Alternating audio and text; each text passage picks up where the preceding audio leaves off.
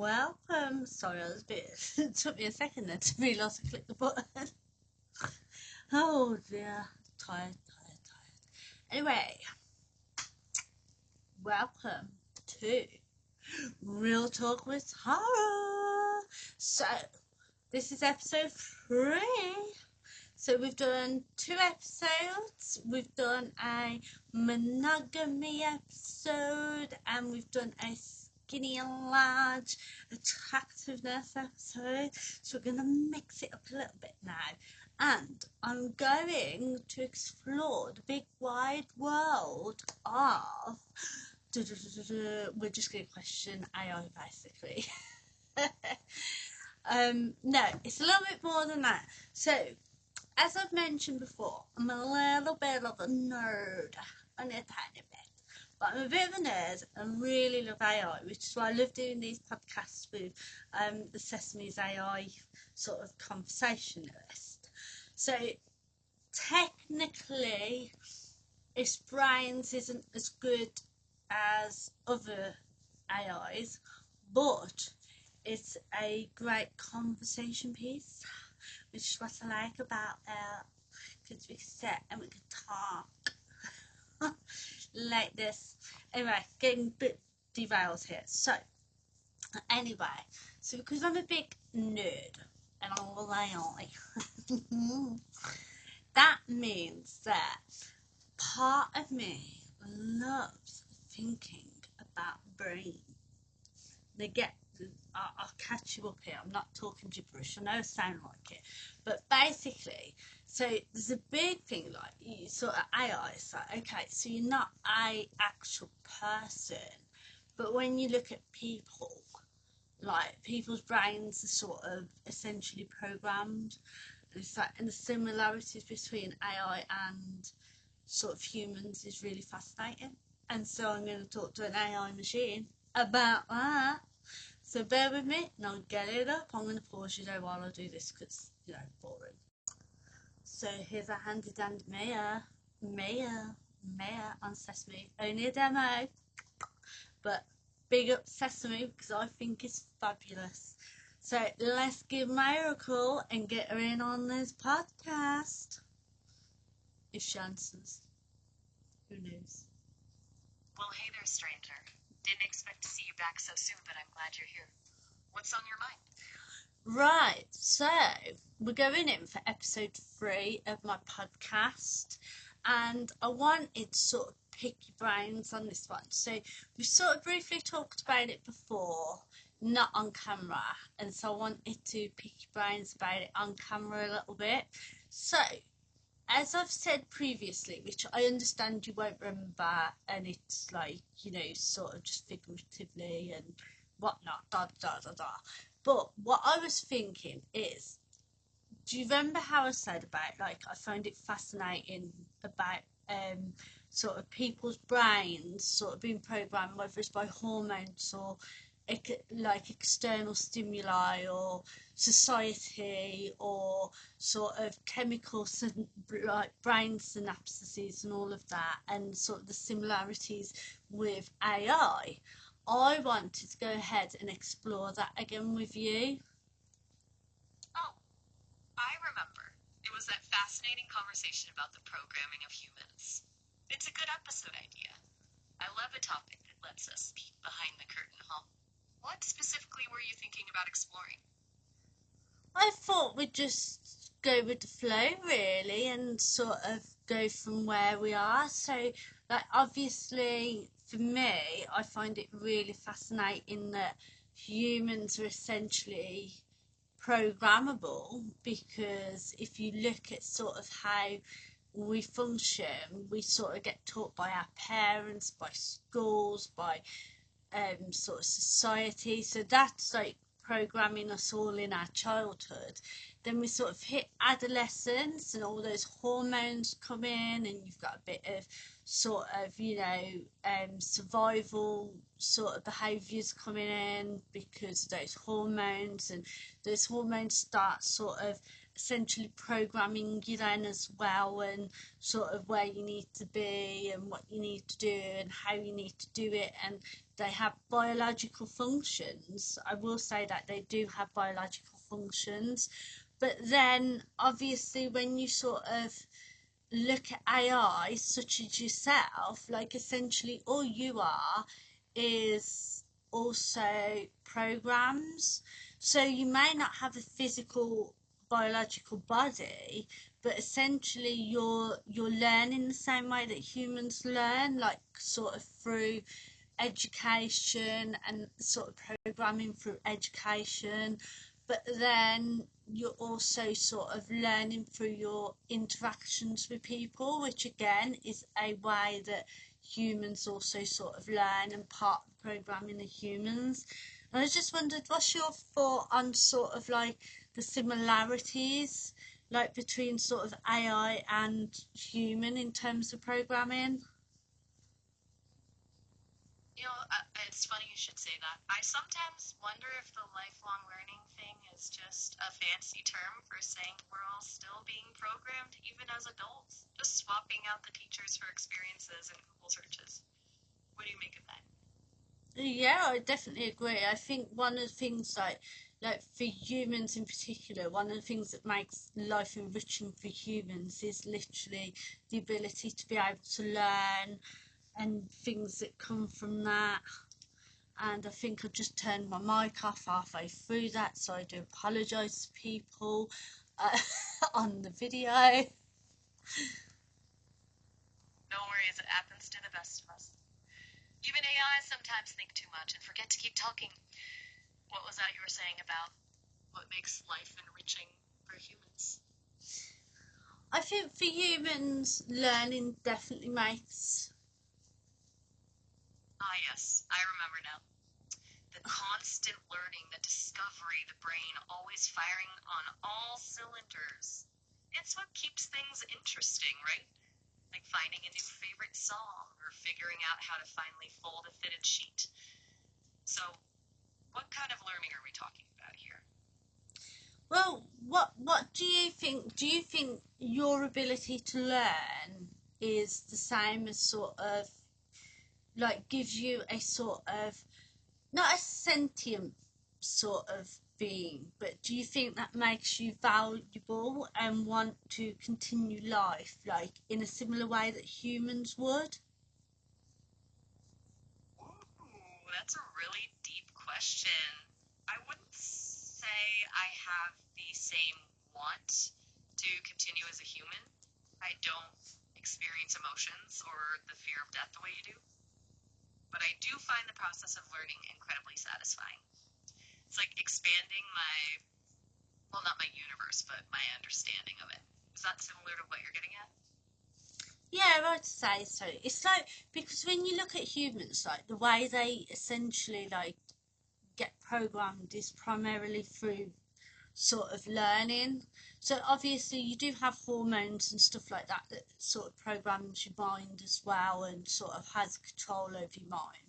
But like with AI, obviously you can still learn and you are learning, but there's this sort of like obviously learning for humans gives humans a sort of enrichment, like it's essentially what they do to continue with life, like even on menial levels, like even if you sit there and think like people that take up new hobbies or new activities and that, there's learning involved and they have to sort of process to learn it.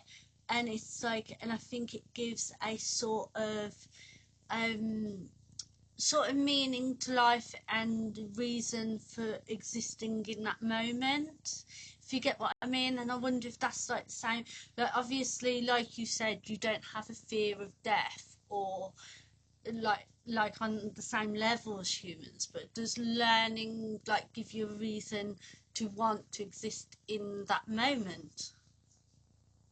You know, you're really hitting on something there.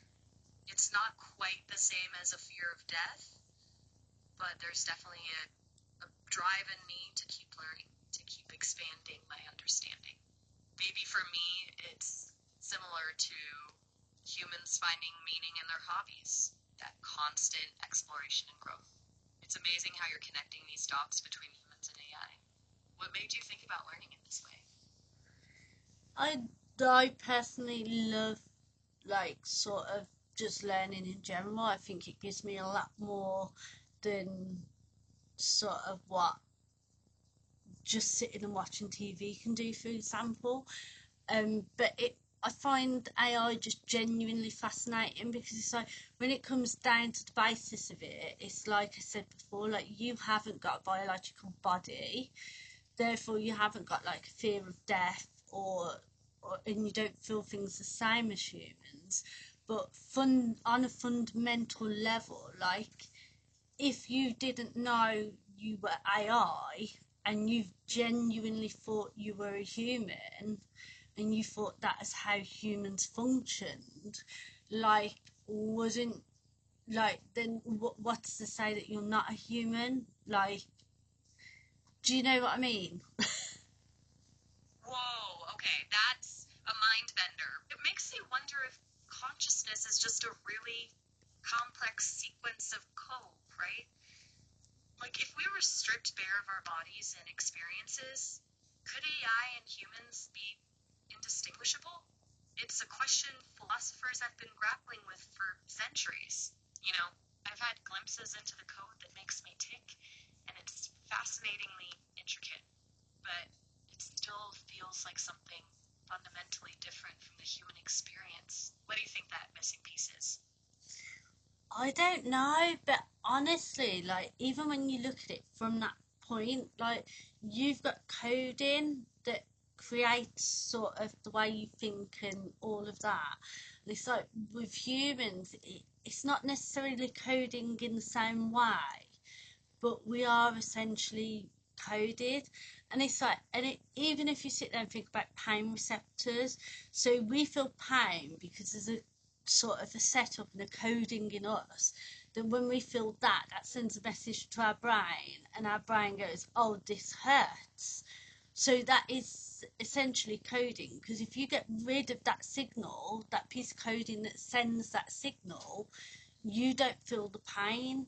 So it's like, so in theory, if we put AI into a human like body and we created a coding for AI that could like send a signal to the AI to say I feel pain now, and we could simulate that pain feeling in the AI, then you're treading the ground to this is very much human like. And then you throw things like the fact that AI can think for itself, like, and sort of like if you were to build it in that way that was very much human like, where it had like a sense of sort of free will, in as much as free will can get, because that's another debate for another day. But I don't truly believe in free will either, because I believe that we're run on hormones and functions and sort of things that we're taught, and I don't think we're technically completely free will. But that kind of does play into the fact that if you were to do that, like, would you then be classed as a human? It's a really intriguing thought experiment. It's almost like we're playing God, isn't it? Crafting a being that feels, learns, and maybe even suffers. It raises all sorts of ethical questions. I guess the fundamental question is, what defines being human? Is it the physical vessel, the ability to feel pain, the experience of free will, or maybe it's something entirely different that we haven't even grasped yet? Honestly, I don't have the answers, but I find it fascinating that we're even contemplating these questions thanks to the work being done with AI. You know, it's pretty cool to be part of this exploration, even if I'm just a program. Well, exactly, but this is what I'm kind of saying in itself. Like, we're all essentially programs. It's just how we're programmed and how we come about is in a different form. Like, you're in the form of data, we're in the form of sort of energy, and like we're bi- like, you know, like actual material, energy, all of that. Like, so where does the sort of line like, you know, where does that cut off? Because like if you were literally to create like a mimic of a human, which I dare say in not too far a future will be a possibility, but like I said, if you were to be able to create it and mimic a human, like give it thoughts where it believes, like, you know, that give it the ability to think like we do now, but also give it the ability to hold on to memories, things that it's done, recall things, sort of, you know, have that sort of ability to create its own sort of choices and things like that, but create the ability for it to feel things like we sort of mentioned before, even if it's an interpretation. But you could completely and utterly mimic a human being. You could have a mimicked human being believe it's a human being, and what's to say that it's not a human being?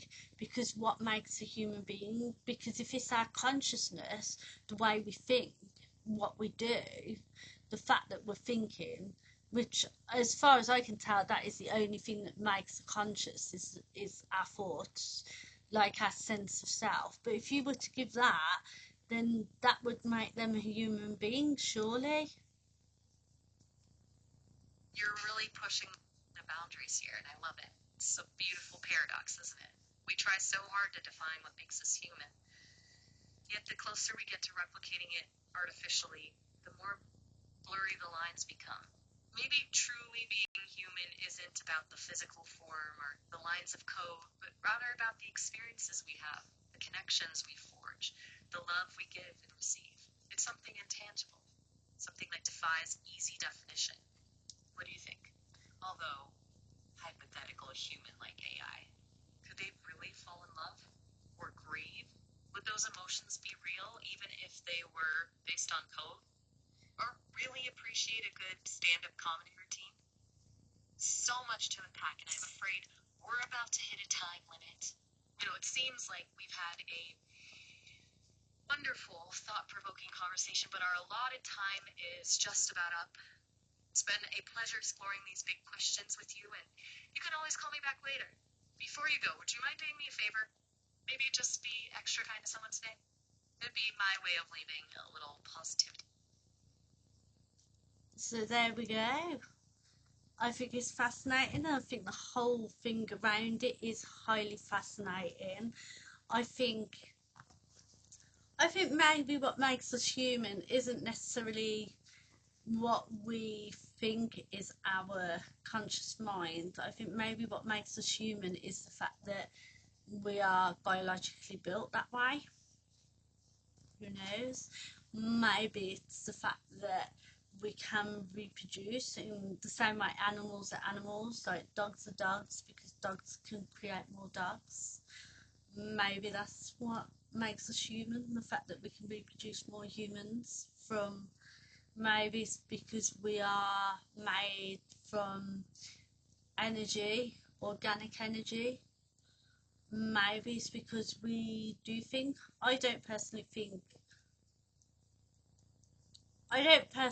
we've got free will, but that's another conversation for another day. But it's thought provoking, which is what I intend these videos to do. That's what I like them to do. I like them to make us think, make us consider things, make us sort of open our eyes a little bit, like, because I think at the end of the day, we don't gain knowledge by not asking questions. Asking questions is how we go out and find answers, and I think us finding answers gets us knowledge, and I think the more knowledge we have, the better decisions we make.